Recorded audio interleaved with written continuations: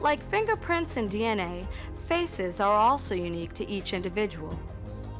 Today at Viisage in Littleton, Massachusetts, they are creating cameras and software that will measure human faces to help identify criminals. What facial recognition is, it allows a computer to recognize a face, and actually it can do so much more accurately than a human.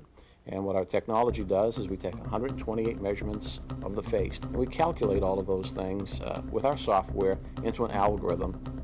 One of the ways that we would deploy this technology at an airport is to put a camera. And so our cameras can pick you up when you're 30 feet away from the security gate. And so you'll pass right through the security gate. The camera will scan your face in less than a second. If there's a match, law enforcement will pull you over and begin the investigative process. If there's no match, you would just pass through freely and unobtrusively. Thousands of people pass through an airport every day. In order for this technology to work, there has to be a database, a bank of images of faces. As the camera scans and measures the faces, the computer searches in the database for a face that matches.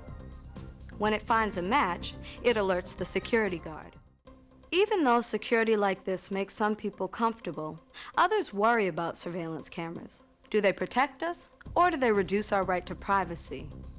Over 50 years ago, a writer named George Orwell wrote a book called 1984. Orwell imagined a world full of surveillance cameras with a man named Big Brother who watched everything people did. Big Brother controlled everyone's lives. That very nondescript-looking white rectangular box is actually the surveillance camera. We'll be setting ourselves up so we can actually perform right in front of it.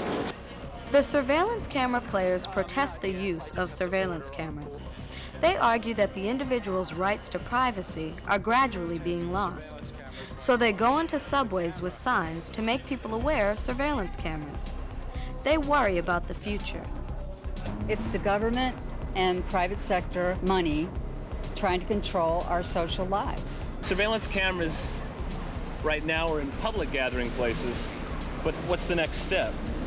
You have to put them in dressing rooms, put them in your house. Quit telling me that it's for my own safety. I don't believe that. I think it's more for control so that people who are in government and people who have money can control our spaces.